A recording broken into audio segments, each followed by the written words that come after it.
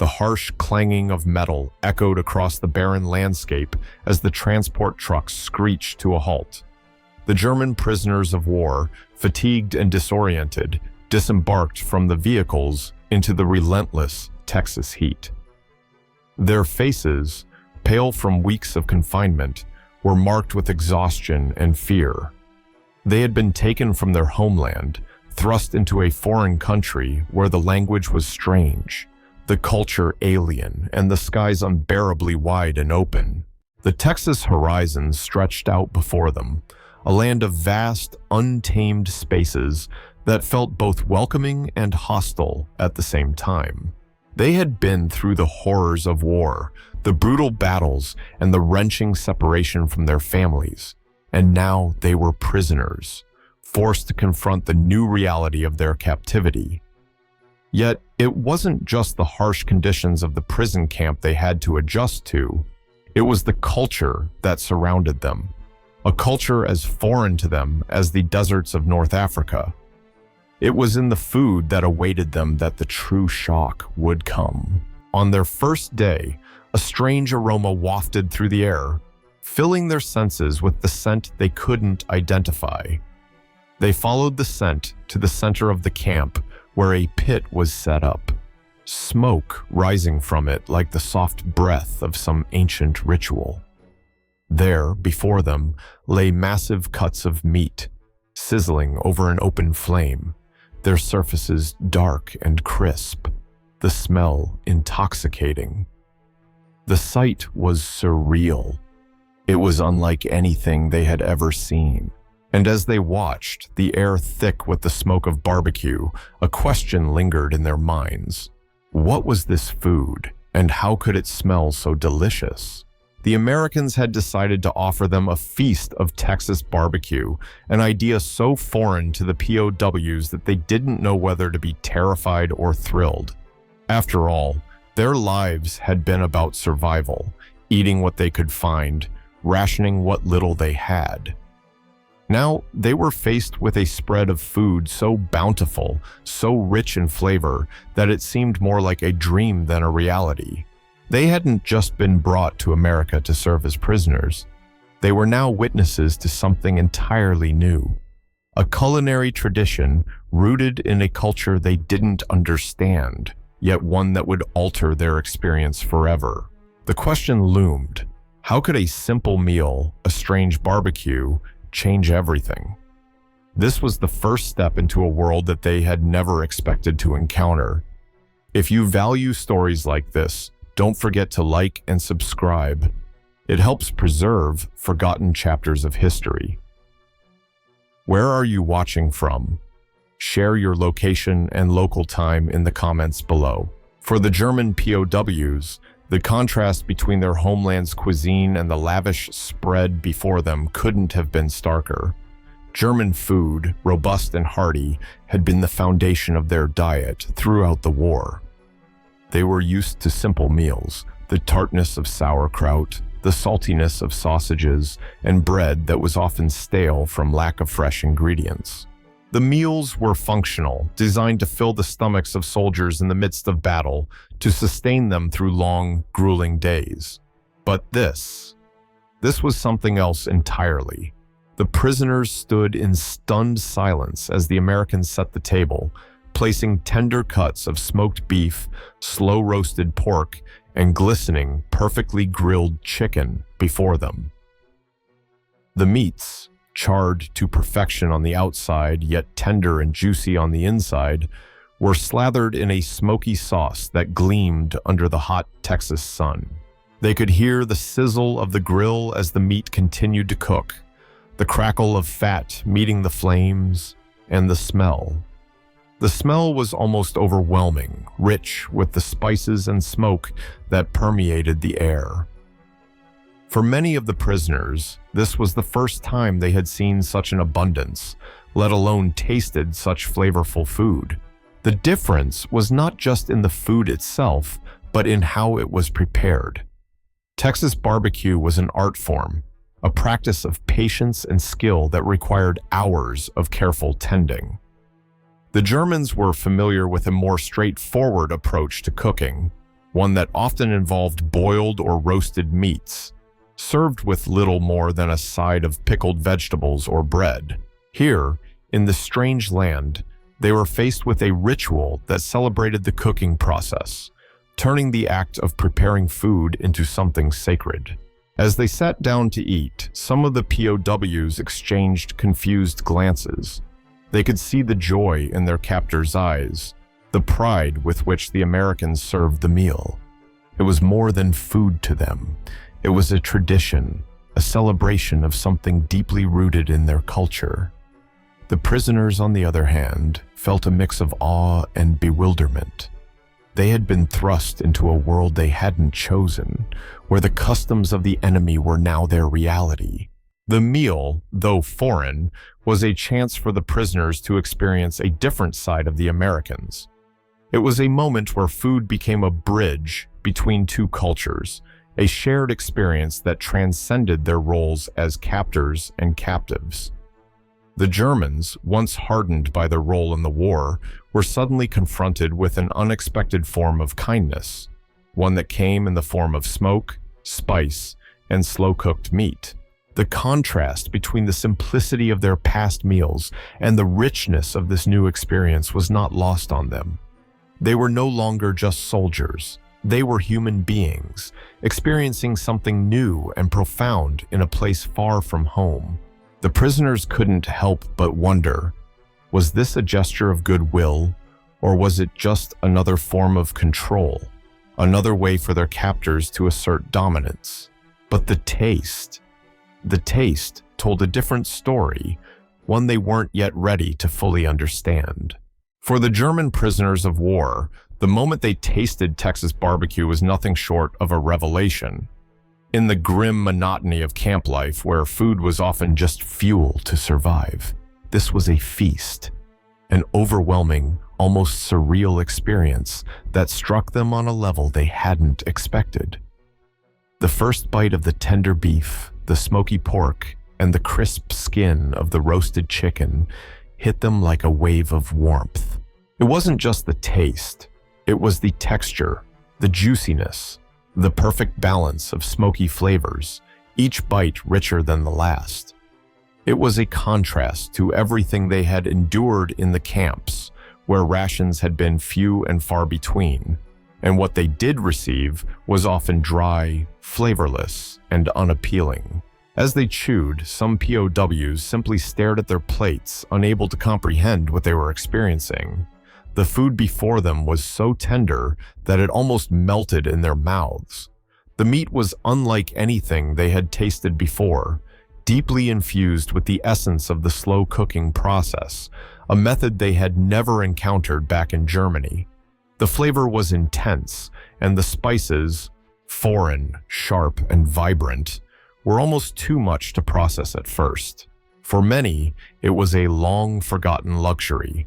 They had lived for so long, with little more than scraps, making do with what they could scrounge together or what was begrudgingly provided.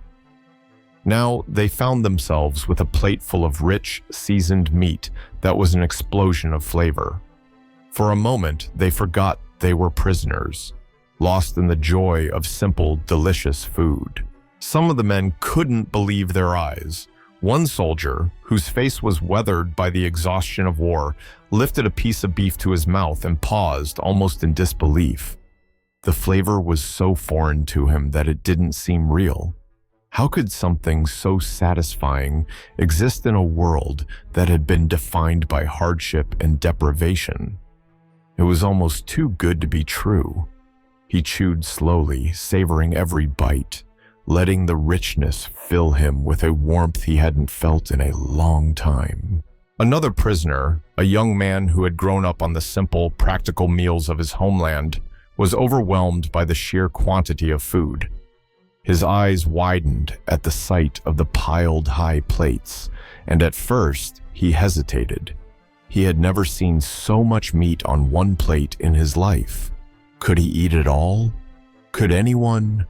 The amount was overwhelming, but as the first few bites melted away any hesitation, he realized that he couldn't stop eating. He was ravenous, as though his body had been starving for this kind of nourishment.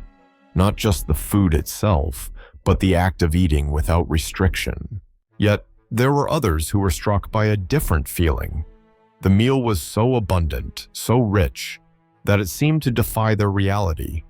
For these men, accustomed to smaller portions and simple fare, the feast felt almost alien. The idea of eating this much, of indulging in something so extravagant, was a strange experience.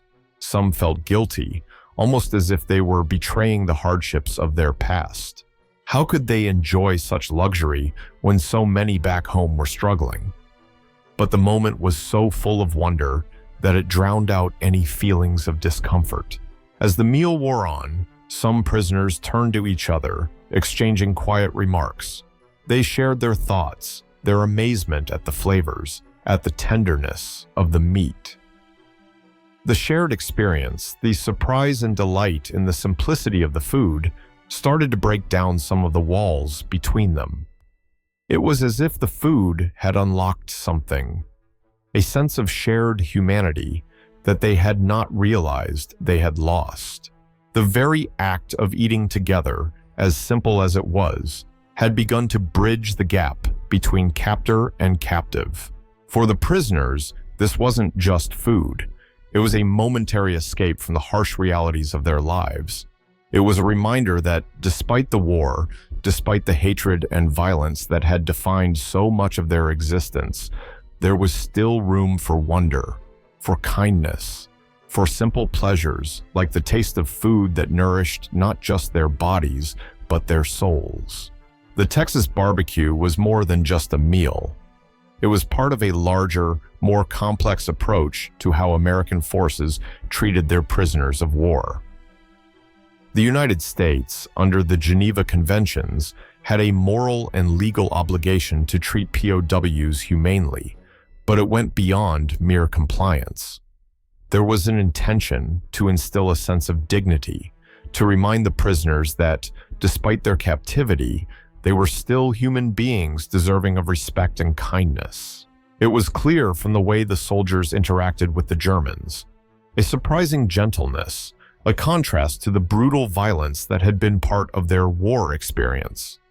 These men had been captured in the heat of battle, but now, under the hot Texas sun, they were being offered an opportunity to break bread with their captors, to sit at the same table and share in the same food. The act of offering a feast, especially something as culturally symbolic as Texas barbecue, was a direct message. It wasn't just about food. It was about seeing the POWs as more than just enemies, but as men who had suffered, as individuals who deserved to experience kindness amidst the chaos of war. For the American soldiers, it was a gesture that reflected their belief in the value of hospitality and generosity, even in the most unlikely of circumstances. The very fact that they chose to serve the Germans such a meal, a tradition so rooted in American Southern culture, was a deliberate and powerful symbol of their intent to extend a hand of peace, even if only for a brief moment in time. The prisoners' reactions were mixed, of course. Some were suspicious, still wary of their captors' motives. Could this gesture be more than just kindness? Was it a psychological maneuver, a way to weaken their resolve by softening them with food and drink? The nature of war had made them distrustful, always looking for an underlying motive. But others, perhaps more open or less hardened by the years of conflict, recognized the kindness for what it was, a true attempt to break down the walls between them, to make them feel more human, less like prisoners. This was the kind of act that, even in the darkest times, reminded them that there could be moments of compassion amidst the brutality of war. Some of the American soldiers, in turn, felt an unexpected camaraderie with the prisoners as they ate together. Though they had been enemies just months earlier, sitting side by side with these men, breaking bread together, changed the dynamic. What had once been defined by gunfire and bloodshed was now replaced by quiet conversations, shared laughter, and a mutual respect that had been absent during the conflict. The table, laden with food, became a symbol of something more powerful than just nourishment. It became a place of reconciliation, a space where, for a brief time, the lines between captor and captive blurred, and both sides could see each other not as enemies, but as fellow human beings, each bound by their own experiences of war. And so, for a few hours, the prisoners were not just Germans. They were men, soldiers, who had experienced the same hellish war. They shared stories, discussed their lives before the war, and exchanged words of common understanding. These small moments of connection, of shared humanity, carried more weight than any victory or defeat on the battlefield. The prisoners had been stripped of their uniforms, their weapons, their power, but here, in the middle of a foreign land, they were allowed to be themselves, if only for a few fleeting moments. As the meal wound down and the last bites of meat were consumed, a silent understanding seemed to settle over the group. It was as if the simple act of eating together had done something more than nourish their bodies. It had brought them a small, unexpected peace. They were still prisoners, still captives of war. But in this moment, they were not defined by the uniforms they wore or the sides they had fought for. They were human. For many of the German prisoners, the experience of eating Texas barbecue was more than just a culinary surprise. It was a window into a culture that, until that point, had seemed as foreign and distant as the distant stars above the Texas plains. The meal was a rare opportunity, not only to experience food, but to glimpse the lives of their captors, a chance to observe the ways in which Americans lived, celebrated, and even connected with one another. Though the prisoners had spent most of their lives in a world defined by uniforms, orders, and combat, now they were seated at tables, surrounded by the rich, slow-cooked tradition of barbecue, which seemed to symbolize the very spirit of America itself. In Germany, meals had always been structured, even predictable. Dinner was often a quick affair with simple meats and vegetables served with a side of bread or potatoes. There was an emphasis on practicality rather than celebration, a reflection of the utilitarian nature of life in wartime. But here, in the vastness of Texas, food was an event, a reason to gather, to share, to connect. The prisoners couldn't help but notice the difference in the way the Americans approached food. It wasn't merely sustenance. It was an occasion, something to be savored and appreciated. There was something deeply communal about it. The way everyone was invited to gather around the grill, the way the meat was shared in abundance, the way each bite seemed to carry not just flavor, but meaning. For the Germans, this was a revelation. They had never experienced anything like this before. The tradition of slow-cooked barbecue, where the meat was smoked for hours over an open flame, was completely alien to them. But as they tasted the food, they realized that it was more than just a culinary tradition. It was a part of the culture, a reflection of the values and customs that define the American way of life. The ritual of cooking, the patience required to slow cook the meat to perfection, spoke to a different kind of mindset. It was a culture that valued time, that cherished the process of creating something worthwhile, something that could be shared. In some ways, the meal became an act of discovery. Through food, the POWs were exposed to a side of America that they had never seen before, and perhaps never expected. For the first time, they were not seeing the Americans as enemies, as soldiers, or even as captors. They were seeing them as people who had a way of living, a history, and a tradition that was uniquely their own. The Germans began to see the cracks in their preconceived notions, the barriers that had been built over years of war and animosity. With each bite, the wall between them and their captors seemed to grow smaller. But the meal wasn't just about the prisoners learning about the Americans. It was also an opportunity for them to reflect on their own culture. The Germans were no strangers to food traditions after all. They had their own rich history of sausages, bread, and stews, each meal steeped in cultural significance. And yet, Texas barbecue was something entirely new. It wasn't about elegance or refinement. It was about enjoyment, about taking time to appreciate the food, the company, and the moment. For many of the prisoners, this was a revelation, that food could carry meaning, that it could be more than just a way to fill an empty stomach. What do you think? Can food really connect us to a deeper understanding of another culture? The question lingered in the air, even as the prisoners continued to chew, their minds grappling with the significance of what they had just experienced. It was a moment of connection, of discovery, and perhaps even a step toward reconciliation. As the German POWs continued to savor the last bits of Texas barbecue, something remarkable began to unfold. What started as a meal, a simple act of nourishment, soon became a point of reflection for many of the prisoners. It wasn't just about the surprising flavors or the generous portions. It was about the experience itself. Many of the POWs had entered this strange chapter of their lives with a singular view of the world. They were soldiers, enemies of the Americans, and their interactions with their captors would be defined by the bitterness of war. But now, as they sat at the table, slowly chewing on the smoky meats and drinking the sweet iced tea that accompanied their meal, they were forced to confront a different reality. Some prisoners, at first hesitant and unsure of the generosity being offered, now looked around the table with something akin to wonder. They had grown up in a culture that emphasized practicality and efficiency, where food was just a means of survival. But here, surrounded by their American captors, the meal wasn't just about feeding the body, it was about something more.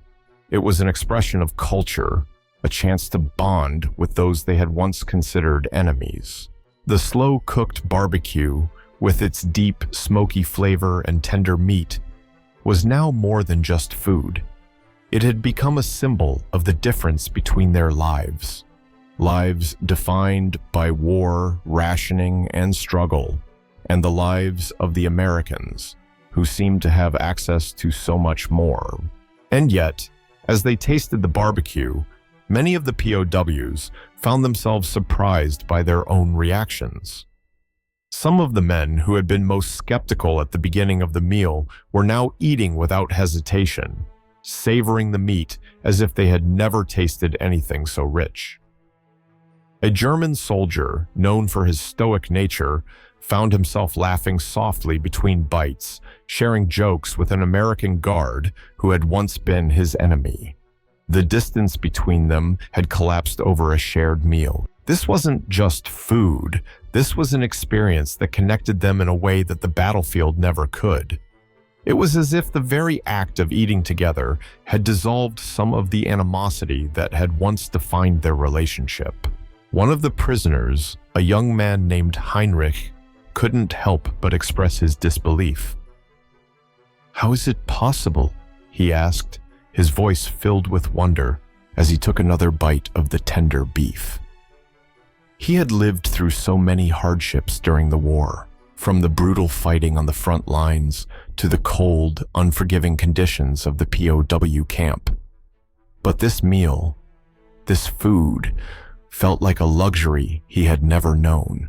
The idea that such indulgence could exist in a world ravaged by war seemed almost absurd. And yet, here he was, surrounded by his enemies, eating a meal that felt more like a gift than a necessity. Heinrich wasn't the only one who felt this way. For many of the prisoners, this moment was a pivotal one, a turning point in their perception of the Americans. For so long, they had been taught to view the enemy through the lens of propaganda, as monsters, as faceless figures who were determined to destroy their homeland.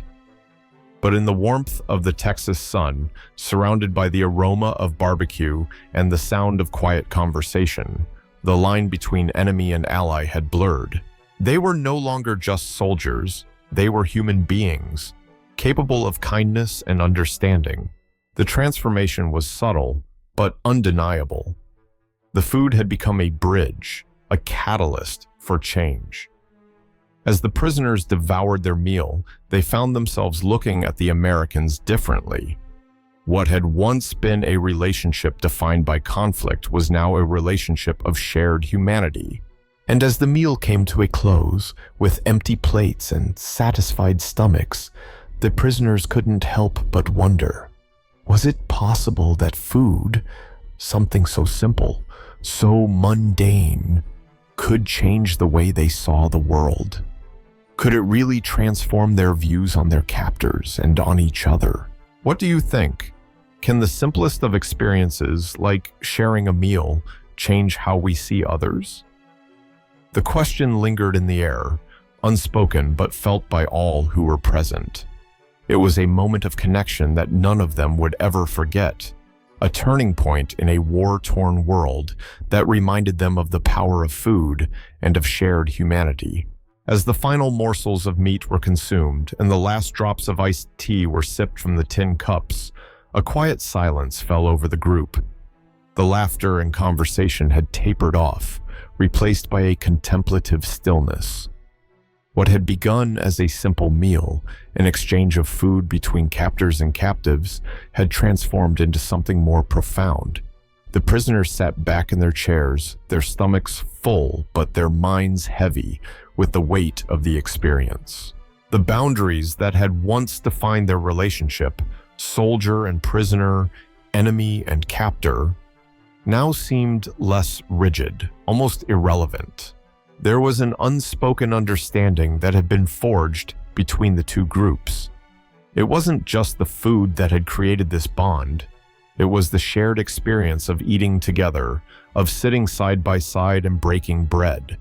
This had been a moment of human connection, one that transcended the labels and uniforms that had once defined them. The prisoners, many of whom had come from different regions of Germany, had been thrown together in captivity, forced to live under the rules set by their captors.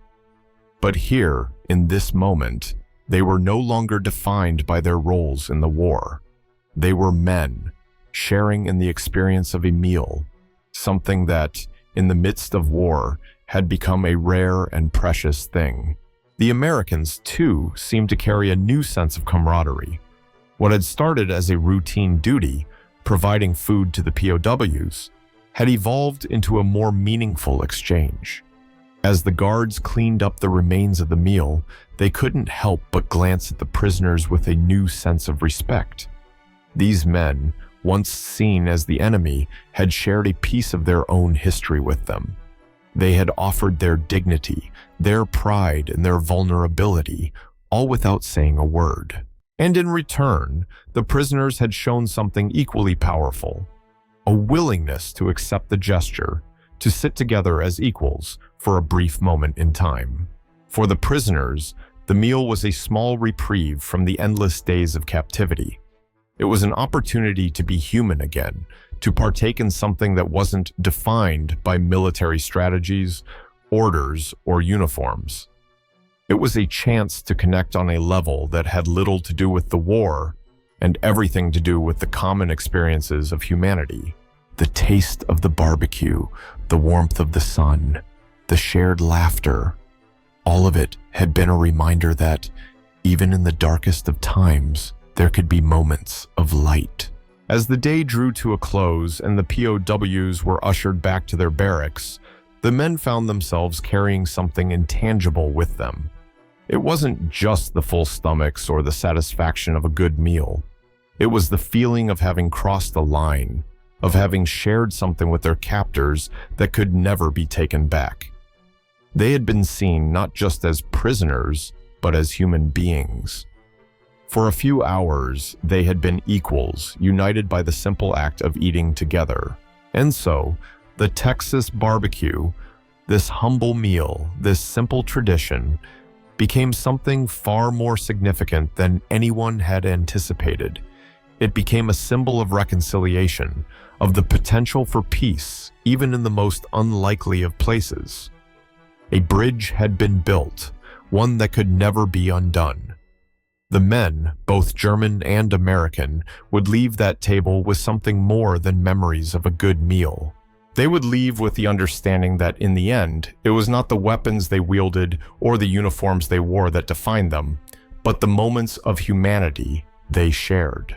In the quiet of the evening, as the camp settled into the usual rhythm of nightfall, the prisoners couldn't help but think, perhaps, in the smallest and simplest of actions, we can begin to rebuild the world that war had torn apart. In the years that followed, the memories of those fleeting moments at the barbecue would fade into the past, but the lessons learned would never be forgotten. The bonds formed over the sizzling meat and smoky aromas of Texas barbecue had altered the lives of those who had been present. For the prisoners, it had been a glimpse into the heart of a foreign culture, an unexpected kindness in the midst of captivity. For the Americans, it had been a reminder of the humanity that persists, even in the face of war, and the power of a simple meal to bridge divides. These small moments, the ones that happen quietly, often go unnoticed by history. Yet, they are the ones that shape us, that remind us of the fragile nature of our relationships and the ease with which we can find common ground, even with those we once called enemies. As we look back on these moments, we see that the real power of war does not lie in the battles won or lost, but in the chance to see one another as human beings, to connect on a level that transcends the violence and destruction around us. The prisoners of war who sat at that table, sharing a meal with their captors, left with more than just a full stomach. They left with a sense of hope, however fleeting, that humanity can endure even in the darkest times. It was a lesson that could not be taught by any battle or battlefront, but by the simplicity of shared food, shared stories, and shared humanity.